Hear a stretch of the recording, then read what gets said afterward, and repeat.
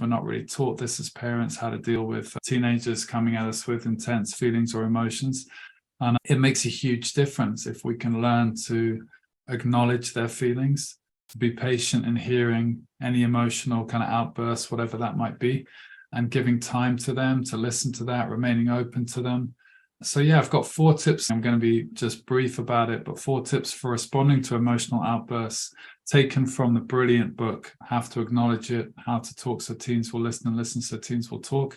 The first one is, rather than us dismissing feelings, to identify the thoughts and feelings, start acknowledging, saying things like, wow, I can see you're really angry. I can see that's really upset you. I can see you're really frustrated. Acknowledging how they're feeling, rather than trying to bat it away or dismiss it. Yeah, just dismiss it, to pretend it doesn't really matter or think we can just get over it, to really sit in and identify those thoughts and feelings. Second thing, not to ignore their feelings, but acknowledge them just with a sound or a word like, aha, I see, I understand.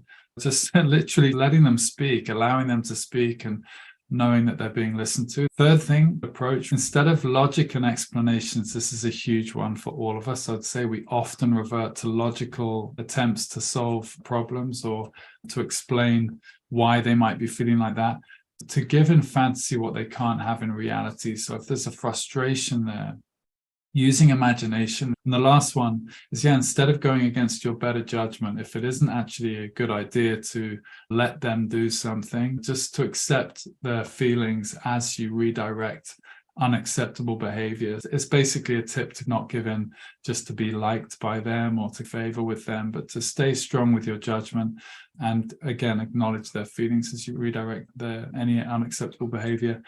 This can mean that your teen self-resolves their issues. Your teen starts to feel understood. They start speaking through their own solutions as you're just acknowledging their feelings.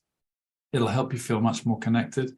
I feel like it's a great step for all of us, a mighty step for all of us to be doing this work, looking really at ways that we can communicate with our teens to actually empower them to get good results in our interactions with them, rather than having them feel even more upset, which is often the result that we can get when we show up with traditional techniques. I hope those 4 tips help.